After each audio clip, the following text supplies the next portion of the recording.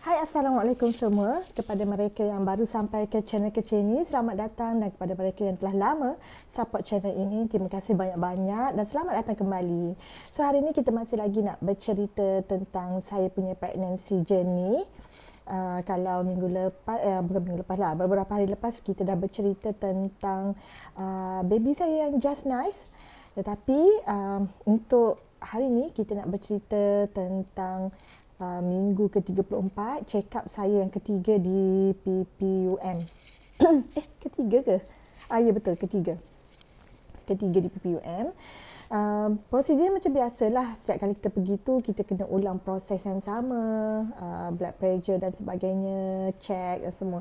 Tetapi pada minggu 34 ini, masa saya pergi tu minggu ke-34, ada berita yang kurang menyenangkan yang saya terima daripada doktor, sebabnya baby saya kecil, kurang 200 gram daripada berat yang sepatutnya. Saya ingat lagi doktor yang check saya masa tu adalah Dr. Tijala, doktor India. Doktor tu baik. Semua doktor yang saya jumpa tu baiklah, tapi saya akan puji pada setiap kali yang saya jumpa doktor tu, of course saya akan fokus pada doktor tu lah. Okey, doktor tu cakap berat baby saya 200 gram.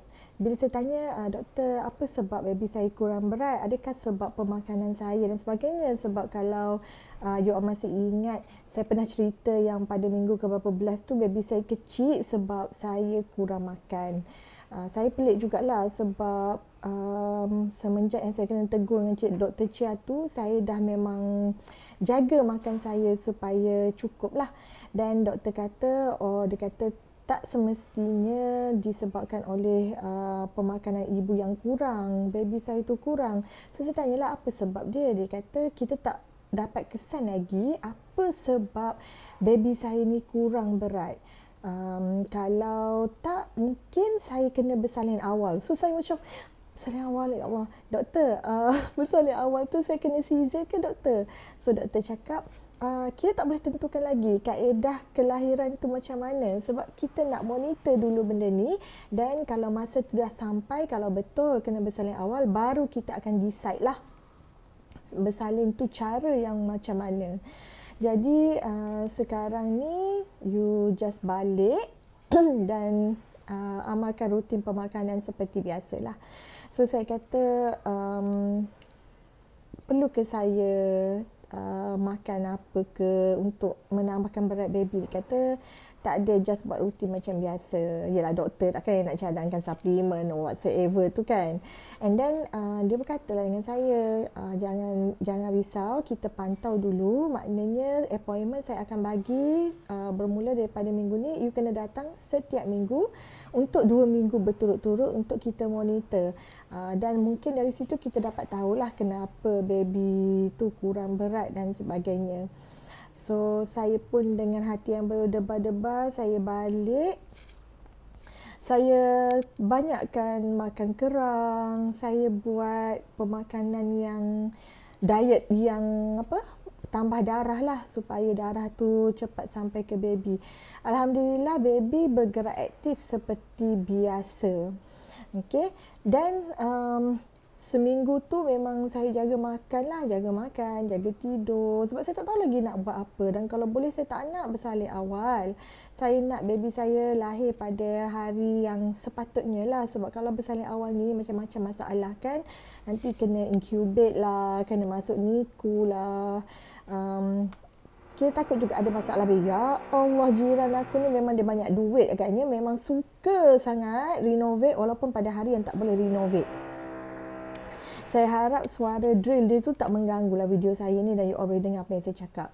So, minggu seterusnya adalah minggu ke-35, sebab check up saya ni pada hari Khamis. Of course, kalau hari Khamis tu, minggu 35, 6 hari. Maksudnya nak masuk dah lah 36 minggu.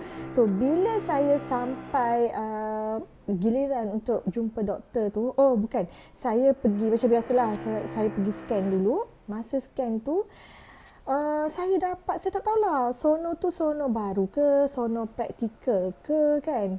Dan bila saya tanya, bukan saya tanya, bila saya ni tak fokus sebab bising renovation tu.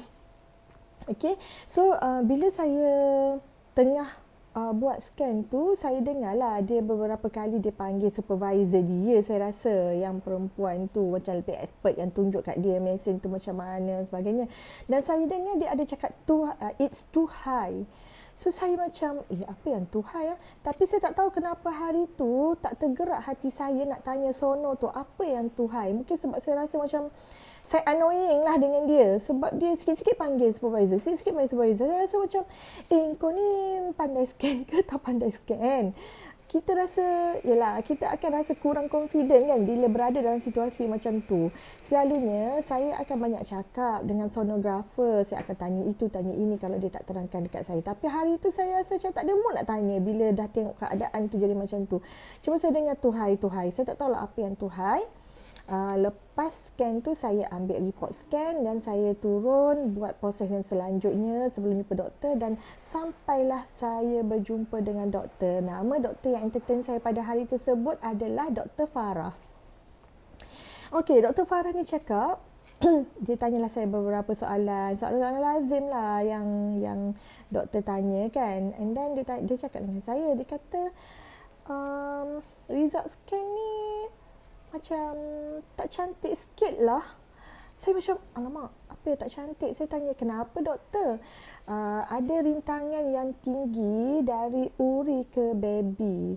Ini saya cakap lah, tapi itulah dia cakap, saya sebelum tu saya ada tanya sonografer tu lah sebelum saya keluar daripada bilik bilik scan tu. Saya tanya macam mana dengan berat baby. Dia kata dia tak scan berat baby pada hari tersebut sebab berat baby dah scan minggu lepas. Saya macam kecewa lah. Masalah saya berat baby kurang. Kalau you tak scan berat baby, macam mana saya nak tahu berat baby naik ke, berat baby kurang ke, berat baby makin turun ke? Kita tak tahu. Tapi tak apalah, biarlah doktor yang handle kan. So bila saya jumpa Dr. Farah tu, dia kata ada rintangan yang tinggi dari uri ke baby. Mungkin saya kena bersalinkan awal-awal. Bersalin awal? Saya rasa macam kenapa saya nak kena bersalin awal.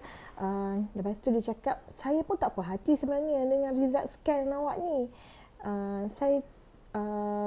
Saya tanya dia, doktor, kalau kena bersalin awal tu Caesar ke normal? Dia kata Caesar lah, dia cakap.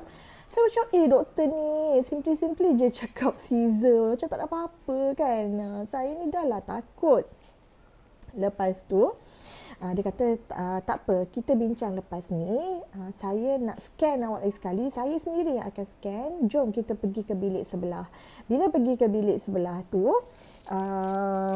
dia scan saya lah. Bila dia scan saya, dia dapatkan result scan tu, dia datang, kita pun masuk balik ke bilik dia yang tadi tu. Dia kata betul, rintangan dari uri ke baby tinggi, jadi dia memang kena bersalinkan saya awal. So saya tanyalah, rintangan tu maksudnya apa doktor? Dia kata uri tak supply cukup darah kepada baby. Dia tanya saya, baby saya aktif tak? Saya kata baby saya aktif macam biasa. Sebab baby Arham ni memang dia sentiasa bergerak dalam perut dulu.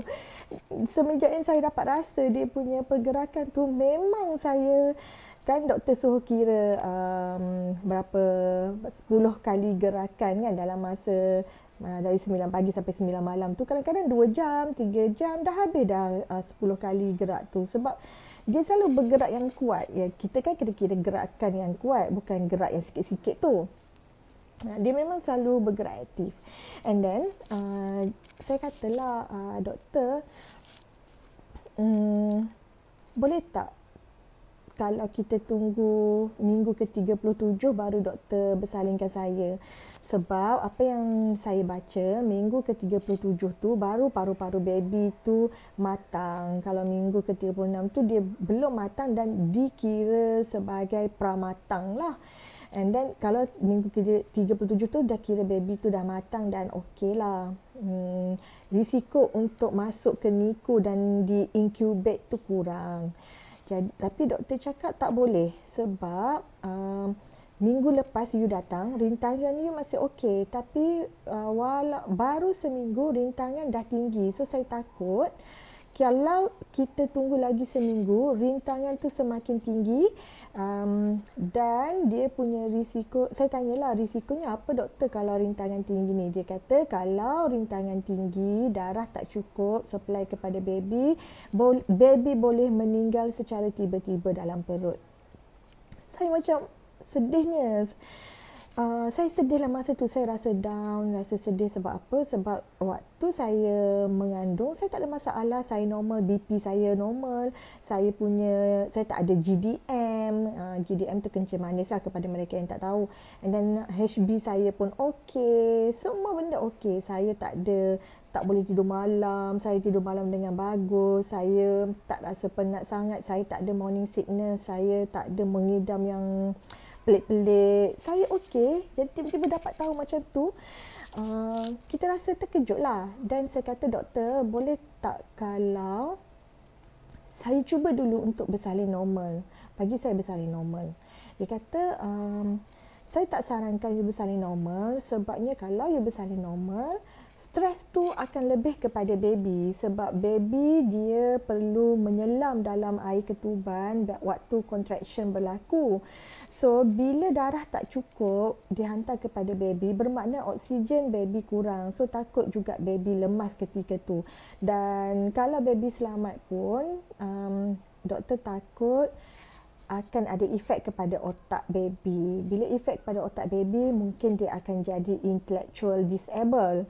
Dan doktor cakap jugalah dengan saya, saya rasa saya tak nak susahkan you sebab you, I'm so sorry to say, you are blind. So kalau boleh, biarlah anak yang lahir tu sihat. Jadi tak adalah you macam struggle untuk jaga. Kalau benda tu berlaku juga, itu adalah kehendak Allah lah kan. So saya macam sedihnya saya, macam mana nak buat ni. Lepas tu saya katalah, bila doktor nak bersalinkan saya? Sebelum masuk pergi scan tu, dia kata dia nak bersalinkan saya 3 November, hari Isnin. Tapi bila dah dia sendiri tengok, dia sendiri scan dan dia sendiri tengok keadaan tu, dia kata, saya kalau boleh nak bersalinkan awak petang ni. Petang ni? Saya macam, ya Allah, kenapa terlalu cepat? Benda ni macam tergesa-gesa kan. So dia kata, tapi saya tahulah petang ni tak boleh sebab kita ada banyak prosedur yang nak kena buat sebelum you bersalin. Jadinya saya nak bersalinkan you esok, pagi esok. Saya macam, ya Allah, kenapa benda ni terlalu cepat? Saya rasa sedih, saya rasa down, saya rasa takut. Of course lah takut. Kita tak bersedia kan, mental dan fizikal tak bersedia untuk Caesar. Sebab kita sihat, itulah sampai sungguh terlalu macam tak bersedia kan. Sepatutnya kena bersedia, tapi sekurang-kurangnya saya dah ada mindset. Walaupun kita sihat waktu mengandung, di saat-saat akhir kita tak tahu rezeki kita macam mana. So saya pun fikir balik, mungkin rezeki aku macam ni lah kot. And then saya katalah, dia cakap dengan saya, tapi tak apa, jangan risau puan. Saya bincang dulu dengan pakar saya, tengok dulu dia kata apa. Kalau dia agree with me, so puan kena admit lah hari ni. Kemudian dia suruh saya tunggu kat luar. So saya tunggulah dekat luar dulu. Lepas tu tak lama kemudian saya ingatkan dia nak ajak saya sekali berbincang dengan pakar tu. Rupanya tidak, dia berbincang sama dia. So dah lama tu dia panggil saya masuk. Bila panggil saya masuk, dia kata, puan, memang pakar pun setujulah dengan apa yang saya suggestkan. So kita admit you puan, kita admit you sekarang. Saya kata, doktor, boleh tak kalau saya nak balik sekejap? Kenapa puan nak balik? Puan nak ambil barang ke? Boleh tak suruh barang-barang ni tak apa, suruh ya ahli keluarga yang lain hantar. Saya macam sebenarnya saya bukanlah nak ambil barang sangat. Saya tak ada masalah pun nak suruh orang hantar barang tu sebabnya barang-barang saya tu dah siap. Saya dah pack barang saya dengan barang baby dalam beg yang berasingan dan ada orang yang dah tahu kat mana barang-barang saya tu. Kalau suami tak boleh hantar pun orang lain boleh hantar. Kalau suami saya, dia tahulah kan. And then sebenarnya saya nak balik tu, saya nak cari kekuatan. Tapi saya buat alasan lah dekat doktor tu. Saya kata, doktor, saya nak balik sekejap je, bukan lama pun, sekejap je saya nak balik. Lepas tu dia katalah, boleh kalau puan nak balik, tapi puan kena sign surat. Saya surat apa? Dia kata surat sebab puan nak balik, kalau berlaku apa-apa kita tak bertanggungjawab. Saya tanya dia, doktor betul ke saya tak boleh cuba untuk bersalin normal? Dia kata tak boleh. Kalau puan nak juga bersalin normal, itu atas risiko sendiri dan tanggungjawab sendiri. Saya pun macam takut lah kan. Sebab saya dalam dilema. Saya tak nak bersalin Caesar. Tapi dalam masa yang sama, saya nak baby saya selamat. Yelah, 9 bulan dah kan kita mengandungkan dia. Kalau tiba-tiba dia tak ada, meroyan tak saya? Saya rasa saya akan meroyan lah sebab saya memang mengharapkan dia ada. Dan kalau boleh kita nak baby kita lahir sihat, lahir sempurna kan. Jadi saya macam dilema, tapi saya rasa saya kena utamakan baby. Saya tak boleh pentingkan diri saya sendiri untuk tak nak Caesar hanya kerana saya takut. Sedangkan risiko tu baby yang akan menanggung. Sedangkan dia tak bersalah, dia tak ada dosa apa-apa. Tapi untuk menguatkan diri saya perlu balik dan berjumpa dengan kawan-kawan saya rasa. Dan saya pun nak bercakap dengan keluarga saya dulu, nak cakap dengan, kebetulan hari tersebut suami saya ada meeting penting, dia tak ikut saya hari tu. Saya pergi dengan kawan pejabat saya. Dan of course lah saya nak cakap dengan suami, nak bincang dengan suami dulu macam mana whatsoever kan. Lepas tu saya sign lah surat balik tu. Saya sign surat, bukan surat balik lah, surat tanggungjawab saya sendiri. Doktor tu siap cakap dengan saya, puan balik, puan jangan tak datang ya puan. Saya cakap, doktor saya bukan orang yang macam tu, saya akan datang. Walaupun saya takut, saya akan datang. Okay, lepas tu dia suruh saya tunggu sebab dia nak buat surat dan sebagainya. Bila saya tunggu tu dia cakap, puan kena ambil suntikan ya sebelum balik. Puan ambil suntikan ni dulu. Suntikan ni namanya Dexa. So saya tanya, Dexa ni untuk apa? Dia kata untuk matangkan paru-paru baby sebab baby puan ni baru esok 36 minggu tepat. Jadi paru-paru dia belum matang sepenuhnya. So kita nak matangkan paru-paru dia dulu. So puan kena ambil 2 dos 24 jam sebelum 1 dos. Dan malam ni 12 jam sebelum pembedahan. Dalam ward nanti kita akan bagi lagi 1 dos. And then adalah staff dia, nurse dia yang dia panggil untuk uruskan saya lah, untuk ambil Dexa dan sebagainya. Kemudian bila saya ambil Dexa tu, memang dia dah beritahu saya lah, lepas injection tu dia akan rasa sakit dan pedih. Masa jarum tu, Dexa ni dia suntikan dia dekat punggung. Masa jarum tu masuk inject kita rasa macam biasa je. Macam you all inject benda-benda lain tu macam semut je, taklah sakit. Tetapi yang pedih tu bila ubat tu mengalir. Itu memang rasa pedih dekat kita punya punggung dan kawasan sekitar tu, memang rasa pedih. Saya rasa macam, ya Allah, kenapa pedih macam ni ubat ni, macam tu. So saya kena baring 20 minit sambil dipakaikan equipment untuk test jantung baby. Okay. Tapi alhamdulillah sepanjang yang dia monitor jantung baby saya tu, baby okey je. Jantung baby okey, baby bergerak aktif. Saya pun macam, betul ke saya ada masalah? Betul ke baby saya ada problem? Uri saya lah sebenarnya yang problem tu. Okey, bila saya baca, rupanya saya tanya doktor jugalah, apa yang menyebabkan rintangan tu tinggi? Dia kata disebabkan saya tidak ada masalah dari awal mengandung, jadi susah dia orang nak kesan kenapa tiba-tiba ada rintangan. Kalau saya ada masalah dari awal kandungan tu lagi, dia orang boleh tahu, boleh detect sebenarnya apa sebab rintangan tu tinggi.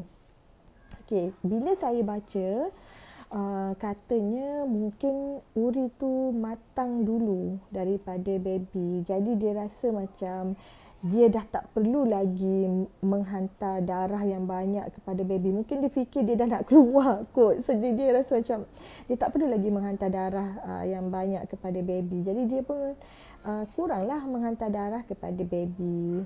Okay, lepas saya ambil Dexa tu, saya pun balik ke rumah, ambil barang-barang. Saya rasa terlalu panjang video hari ni. Saya rasa kita sambung dalam video yang akan datang. Kepada mereka yang suka dengan channel saya ataupun nak berkongsi, silalah tinggalkan komen anda untuk kongsikan pengalaman anda ataupun nak bagi pendapat dan sebagainya. Jangan lupa juga subscribe, like dan share. Dan semoga kita jumpa lagi pada minggu yang akan datang. Sekian, terima kasih. Assalamualaikum warahmatullahi wabarakatuh. Bye-bye.